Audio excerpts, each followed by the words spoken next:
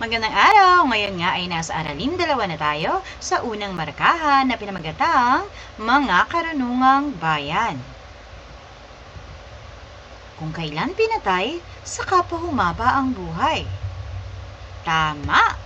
Ito nga ay ang kandila at ito ay isang halimbawa ng bugtong. Ang bugtong ay isang uri ng larong nagpapatalas ng isip ng ating mga ninuno noon pa man. Ang magalang na sagot ay nakapapawi ng puot. Ito ay isang halimbawa ng kasabihan. Paos sa kasasaway, tuyo pati laway, klase dapat ay buhay, kundi batay matamlay. Ito ay isang uri ng tula na tinatawag nating tanaga. Ang tanaga ay binubuo ng 4 na taludtod na may tig-7 sukat.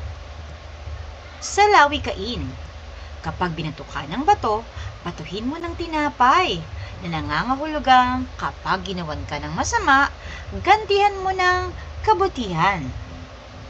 Sa salawikain, dapat nating pakatandaan na mahirap itong ipaliwanag at ang mga salita ay iba ang kahulugan.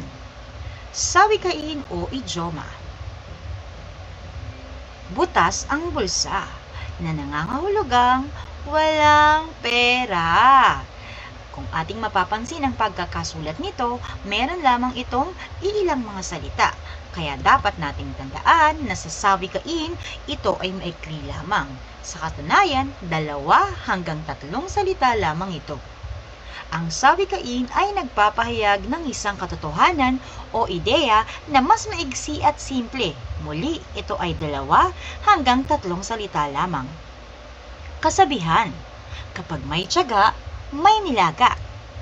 Pakatandaan na sa kasabihan, ito ay madali lamang ipaliwanag at kung ano ang ginamit na salita, ay ganoon din ang angkin nitong kahulugan. Natutunan mo ba ang ating mga inaral ngayong araw?